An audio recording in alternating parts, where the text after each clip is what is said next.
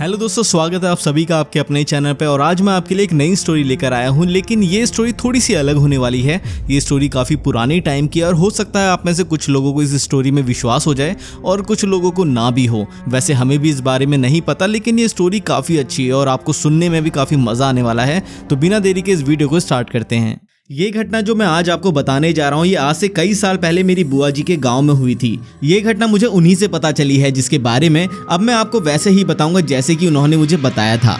दरअसल उनका गांव जो कि छत्तीसगढ़ के एक एरिया में है, वहां पर उस समय पर एक यूं कह लीजिए जादूगर या तांत्रिक करके एक शख्स रहता था। आसपास के पूरे एरिया में उसका बहुत नाम था। इसी कारण मैं यहाँ पर किसी का भी नाम नहीं ले रहा हूँ। वो व्यक्ति इतना ज्यादा मशहूर हो गया था कि उसके पास दूर दूर से लोग आते थे उस गाँव में उससे मिलने के लिए। हुआ यूं कि एक सुबह गाँव वालों ने देखा कि उस जादूगर के घर के बाहर एक काफी बड़ी गाड़ी खड़ी हुई थी, जो कि किसी अमीर आदमी की लग रही थी। अंदर वो जादूगर पूजा कर रहा था और जब वो पूजा करके वापस मुड़ा तो उसने पाया एक व्यक्ति जो कि सूट बूट पहनकर आया था, वो उसके सामने सर झुकाकर बैठा हुआ है। उसने उससे देखकर पूछा कि आखिर तुम यहाँ पर क्यों आए हो। तब उस व्यक्ति ने अपना सिर नीचे ही करे रखा और उसके बाद बोलना शुरू करा। उसने बताया कि उसे पिछले काफी समय से काफी ज्यादा डरावने सपने आ रहे हैं और ये सपने एक ही होते हैं जो उसे हर रात आते हैं। इस कारण वो कभी रात के समय सो नहीं पाता और उस समय उसे ऐसा लगता है कि उसका चेहरा बहुत सारा जल रहा हो, मानो ऐसे कि उसके चेहरे के आगे ही किसी ने काफी भयानक आग लगा दी हो। इसके अलावा उसका शरीर काफी भारी हो जाता है, जैसे कोई उसे दबा रहा हो। बात करें अगर सपने की, तो सपने में उसे दिखाई देता है कि कोई भिखारी जैसा आदमी उसके करीब आता है और उस पर हमला करने की कोशिश करता है और वो देखता है कि वो काफी ज्यादा गुस्से में है। वो आदमी उसके पास आकर उसका चेहरा नोचने की पूरी कोशिश करता है और काफी जोर जोर से दर्दनाक चीखों में चिल्लाता है। इस टाइम तक उसका चेहरा उसे नहीं दिख पाता क्योंकि वो थोड़ा अंधेरे में होता है। जैसे ही थोड़ी रोशनी आती है उसे उसका चेहरा दिखता है, जिसे देखकर उसके होश उड़ जाते हैं क्योंकि उसके चेहरे में पूरी तरीके से खाल उतरी हुई थी और उसके चेहरे का मांस और हड्डी अलग ही चमक रही थी, जो कि देखने में काफी भयानक था। वो उस व्यक्ति से अपने आप को दूर करने की पूरी कोशिश करता है पर दूर नहीं हो पाता और फिर एक समय ऐसा आता है जब वो भयानक सा दिखने वाला आदमी उसके चेहरे की खाल को उतार देता है और धीरे धीरे उसका चेहरा भी उस भिखारी की तरह हो जाता है। जैसा ही ऐसा होता है वो बुरी तरीके से डर जाता है और उसकी आंख हमेशा खुल जाती है। उसने बताया कि ये सब सपने उसे कई दिनों से लगातार आ रहे हैं, जिसके कारण अब उसकी सोने की हिम्मत नहीं हो पाती और ना सोने की वजह से उसके साथ कई सारी चीजें होती हैं। इसके अलावा उसकी हेल्थ भी लगातार बिगड़ती जा रही है। इसलिए वो चाहता था कि वो तांत्रिक या जादूगर उसकी इस बारे में मदद करे और उसको इस समस्या से मुक्ति दिलाए। उसकी पूरी बात सुनने के बाद उस जादूगर का चेहरा थोड़ा सा बदला और वो काफी ज्यादा गहरे भाव के साथ उसको देखने लगा। उसको उसकी बात सुनकर कुछ ना कुछ शक हुआ कि हो ना हो ये व्यक्ति कुछ ना कुछ उससे छुपा रहा है। उसने उससे पूछना सही नहीं समझा क्योंकि वो जानता था कि अगर ऐसी कोई बात है तो उसने अगर अब तक नहीं बताया तो आगे भी नहीं बताएगा। उसके बाद वो जादूगर अपनी अलमीरा के पास गया और उसने वहां से 2 अगरबत्ती उठाई। इसके बाद उसने वो अगरबत्तियां जलाई और उन्हें लेकर कुछ मंत्र पढ़ते हुए उस व्यक्ति के चारों ओर चक्कर लगाने लगा। ऐसा करके वो उसका अतीत जानने का प्रयास कर रहा था। तब वो आदमी अपने अतीत को अपनी आंखों के सामने होता हुआ देखने लगा और ये देखकर उसे काफी ज्यादा डर लगने लगा। इसके अलावा वो जादूगर भी उसके अतीत को देख पा रहा था और ये सच में काफी ज्यादा दर्दनाक और इंसानियत से भरोसा उठा देने वाली कहानी थी। सब कुछ देखने के बाद उस जादूगर के भाव पूरे तरीके से बदल चुके थे और अब लग रहा था कि वो हर चीज जानता है और वो काफी गुस्से में है। दरअसल बात ये थी कि कई साल पहले वो आदमी एक व्यापारी था। उसका व्यापार अच्छा खासा चलता था और उसके अलावा उसका एक दुश्मन भी था और वो भी व्यापार ही करता था। वो हमेशा ही उसको नीचा दिखाने की कोशिश करता था और हमेशा उससे लड़ाई करने का प्रयास करता था। हमेशा वैसे तो उससे ना लड़ने की कोशिश करता था, पर एक बार बाजार में किसी बात पर जब एक व्यापारी की लड़ाई हो गई तो उसके लिए बाकी के सारे व्यापारी भी वहां इकट्ठा हो गए। जिसके बाद जब ये सारा मामला शांत हुआ तो ये सभी लोग मिलकर एक ही जगह पर बैठकर शराब पीने लगे। शराब पीने के बाद इन दोनों व्यापारियों को एक दूसरे के होने का होश न रहा और ये दोनों एक दूसरे से उल्टी सीधी बकने लगे। बात शुरू में तो इतनी बड़ी नहीं लग रही थी, पर धीरे धीरे ये बात काफी ज्यादा बढ़ती गई और एक वक्त ऐसा आया कि ये बात मरने मारने पर आ गई। अब जो ये व्यक्ति था जिसकी ये घटना है, उसने शराब की बोतल जो कि उसके हाथ में थी, उसने उस बोतल को जमीन पर गिराकर तोड़ दिया और उसके कांच को उठाकर उसने गुस्से में उस व्यक्ति के गले में घुसा दिया। इससे हुआ ये कि उस व्यक्ति का गला बुरी तरीके से कट गया और उसमें से खून की धार निकलने लगी।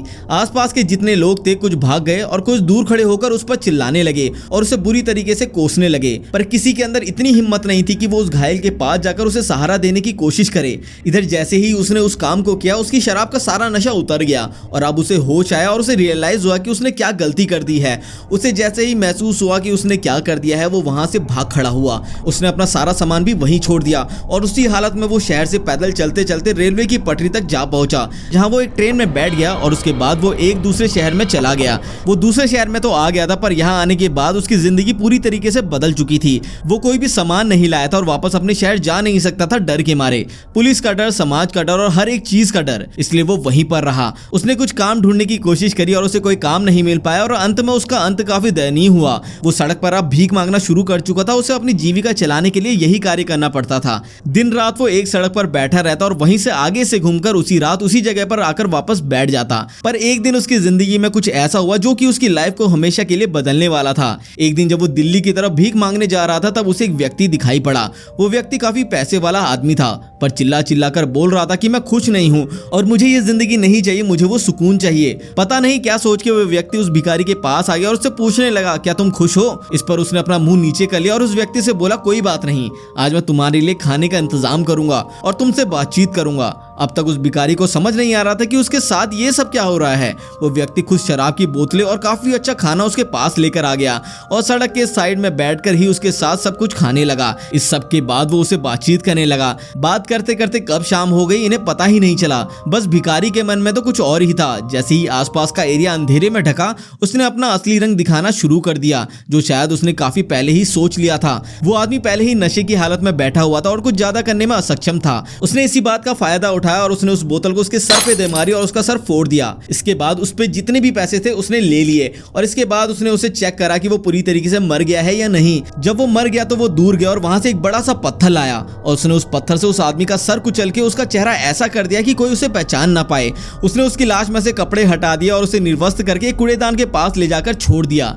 इसके बाद वो वहां से भी एक दूसरे शहर में चला गया। जब वो वहां गया तो उसे पता चला कि एक जगह पर चेहरा बदलने की सर्जरी होती है। उसे इसके बारे में पता चला तो उसे बहुत ज्यादा खुश हुआ। कुछ सोचने के बाद उसने उस पर्स को निकाला जो कि उस व्यक्ति के पास था, जिसके अंदर उसकी अभी भी एक फोटो थी। वो जगह पर गया जहां पर चेहरा बदलने का ऑपरेशन होता था। वहां पर उसने थोड़े ज्यादा पैसे देने की बात कही। उसके बाद उस पे जितने भी पैसे थे उसने सारे एडवांस में दे दिए और वो भी एक अच्छा खासा अमाउंट था।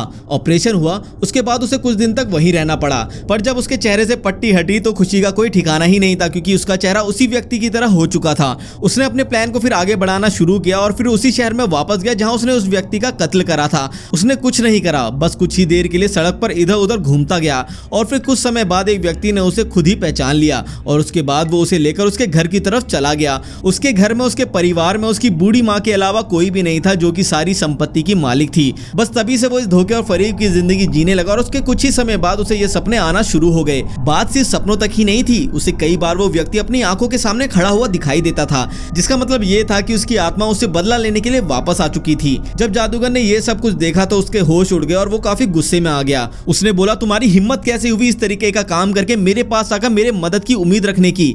इस पर वो आदमी उससे पैसे का लालच देने लगा और बोला कि मैं आपको जितना चाहे उतना पैसा दूंगा, बस मुझे इस सब से मुक्त करा दीजिए, आप जो बोलोगे मैं वैसा करूंगा। उस जादूगर ने कुछ सोचा और उसके बाद बोला, ठीक है, मुझे तुम अपने घर का पता दो, मैं वहां वापस आऊंगा। उस जादूगर ने ये सब इस तरीके से बोला कि उस व्यक्ति को यकीन हो गया कि वो उसके साथ है। उसने उसे अपना पता दे दिया और उसके बाद वो वहां से जाने लगा। पीछे से जादूगर उसे देखकर मुस्कुराता रहा। जैसे ही वो वहां से चला गया, जादूगर ने पुलिस को इस पूरी घटना के बारे में बता दिया और थोड़ी तफ्तीश और जांच के बाद जब उसके चेहरे के ऑपरेशन के बारे में पता चला और उस डॉक्टर ने भी इस बात को मान लिया कि उसने ऑपरेशन करा है, तब उस व्यक्ति को पकड़ लिया गया और आखिरकार उसे अपने गुनाहों की सजा मिल गई। पर यह बात यहीं पर खत्म नहीं हुई। जिस समय पर वो जेल गया था, जेल में जाने के चौथे दिन के बाद ही उसकी रहस्यमय तरीके से मौत हो गई। उसकी मौत का कारण आज भी सब यही मानते हैं कि किसी व्यक्ति की आत्मा ने उसकी हत्या कर दी, जिसका चेहरा उसने लिया था।